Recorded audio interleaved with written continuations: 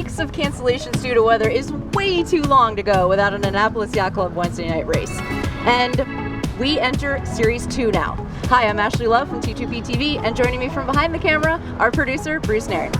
The first series is a wrap. Ralph Riddle on Cannonball 2 cleaned house in the J30 fleet. Jeff Borland's Make Mine a Double in the Etchells fleet, and Ed and Cindy Hartman's Mamzelle in ORC1 just dominated. Much closer wins came in the Harbor 20, Hershoff 12.5, and the J80s. The scoreboard is wiped back to zeros. Series 2 begins tonight.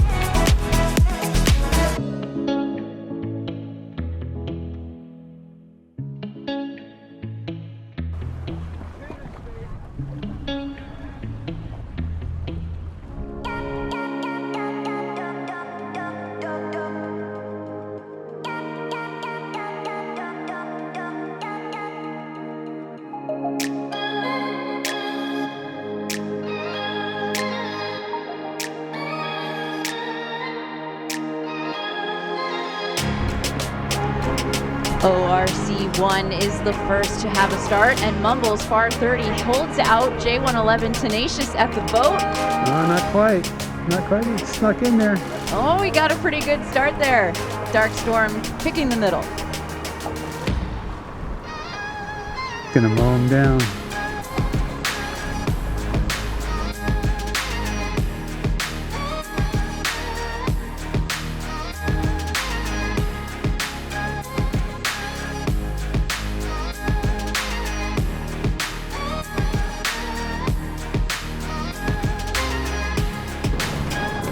Mother Nature has given us a beautiful upwind start. Hey, Ashley, but is this going to work? But Ippen, their bow person is calling the line. There goes their jib. They're doing a J70 start here. I like this. They have a lot of boats underneath them. They're going to want to push them over, though. We have 5 seconds left. No, They're going to get away with it. Swiss Miss going to come in here and win the start. What's this? Oh, they always do. They came back to win Series 1, and they're smart. They're the smallest boat on this starting line, starting to windward. It's always a spectacle, Ashley. The J105s. Oh, there were 28 of them registered, and all of them might be out this evening. Patriot, Ray Wolf, the furthest one towards us, is our Series 1 winner. Will they find space at the boat? They will. There's a bit of a flood tide helping them out. Chessie is right under them. Only a few seconds to go, and Mirage is trying to push their way through from behind.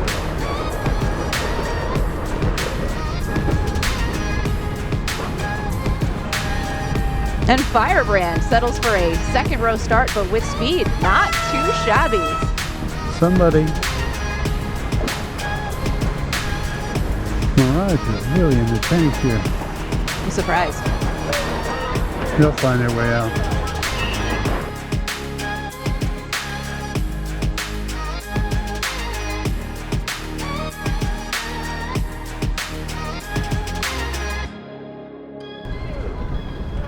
The J80s and the J88s share a starting line on Wednesday nights. There's been a resurgence in the J88 fleet. MI2, though, is still very, very strong. Yeah, look at them right there. There's a reason for that. Yeah, they've been sailing Wednesday nights for probably a good decade.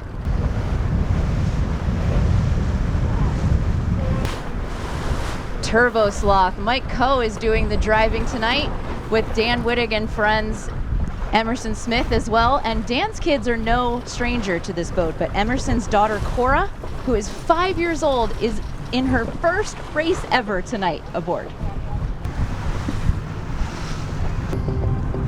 The J105s have rounded their first mark. It's a hard left turn down to Hackett's Point, and the boat start has worked out for Patriot. They're in the lead.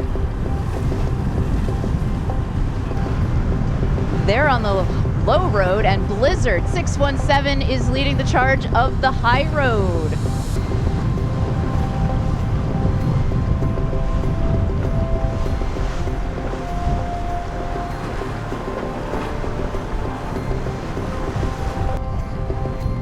Ramrod, the IC-37, and the two J-boats, J121 Darkstorm and J111 Tenacious, charge upwind to the farthest mark out by R2.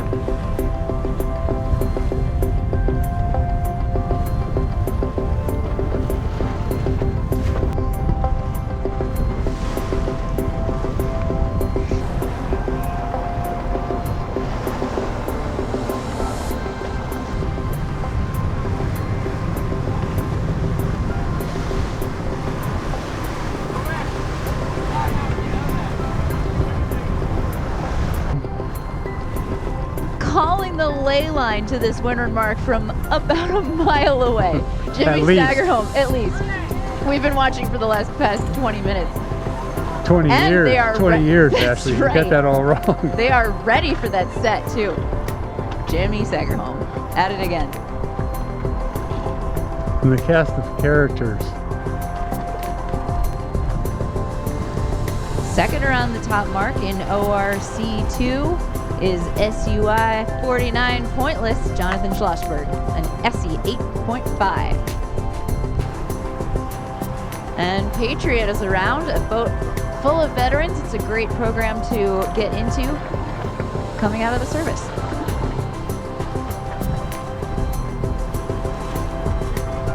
Rattlin' Rum Mark Shorts, a GP 26.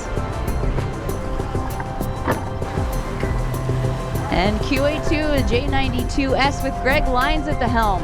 Oh, they've got some spinnaker trouble. I just got her, just washing her off a little bit. Right at the top, some action in the J105 class. Patriot has ducked under good trade and their masts are about to touch. Wow, that was incredibly close.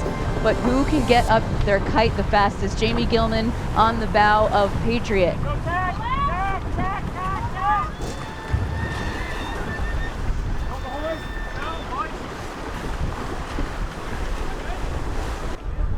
Mixing it up with ORC2, the fleets are starting to converge. And Mayhem is in third right now. Doug and Amy Stryker, the owners, are out of town, so Scott Steele is driving tonight. And Ali Gudenkunst, who's usually on the main, is up on the bow.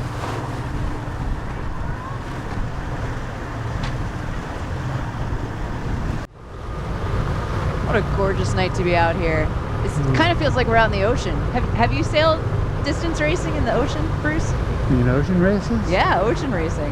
Absolutely. You know, the funny thing is, the first race I ever did was the Annapolis to Newport race. Really? And then I got to sail all over the world. And the last race I did was the Annapolis to Newport race.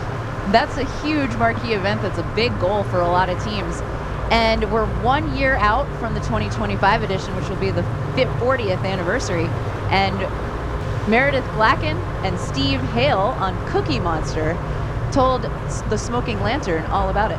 Annapolis to Newport 2025 is coming up. I think we're all excited to go back and try it again. You know, it's one thing to set a goal to place. It's a lot harder to defend your titles. We're going to sail as well as we can, and we're going to prep the boat as well as we can, and we'll see what. And we're going to have fun doing it. Yeah, we're going to have fun doing it. I think there's going to be some really good competition out there that'll make it very, very challenging for us, I think. No doubt about that. Probably the coolest thing about ocean racing is just how small you are and how small your boat is. You're at the dock and it feels like a big boat. When you're standing in the bottom, it feels even bigger. And then you get out in the ocean and the horizon disappears as you're going down a wave.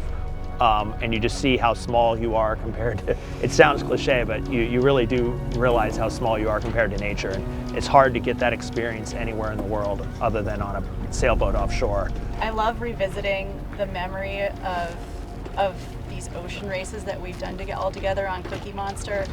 And whenever I have an opportunity to talk to somebody about it and they say, gosh, I'd really love to do something like that, just do it. You know, it's more accessible than you think. And then there's just some amazing parts that there's nowhere you can feel it anywhere. The dolphins swimming in the bow wave. I don't think we've ever done an offshore where we haven't had dolphins. Yeah.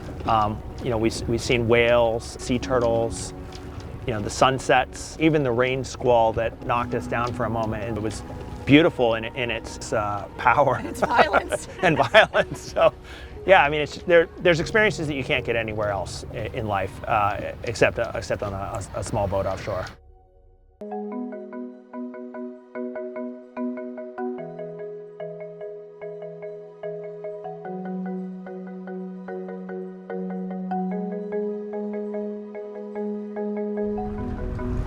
Catching up with the lead J105 at the Nun. Ray Wolf's Patriot has done a nice early drop. They don't have the biggest lead, but it is a bit of a parade from here on out into the club.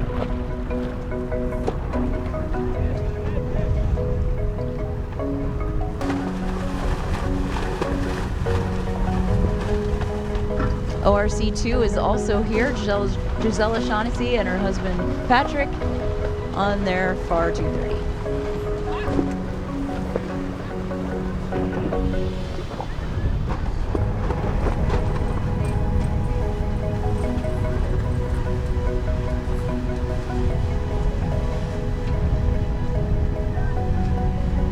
Wow, Aftershock, Blizzard, Juggernaut, and is that Sly in the back? I mean, Slyburger?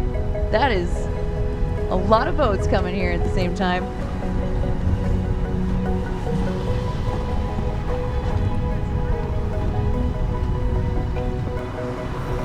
The course has really been several different races in one. You had the first upwind, then you had the big rolling seas out in the bay, and now the sneaky, very tame Spa Creek.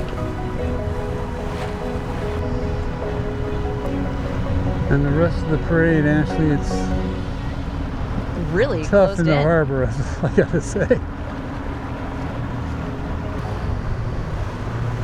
Wire to wire, right?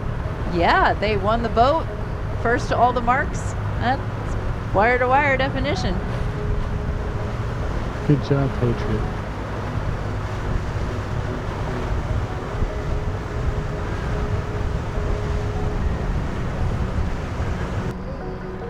What a fantastic night. Can they all be like this, please? If you ever want to get down here and watch the racing, get up here on the Spa Creek Bridge around 7:20. That's when they start filling in right here at the club. Thank you to the Annapolis Yacht Club. Thank you to the Boatyard Bar and Grill and Bruce Nairn. For T2P TV, I'm Ashley Love. We'll catch you next week.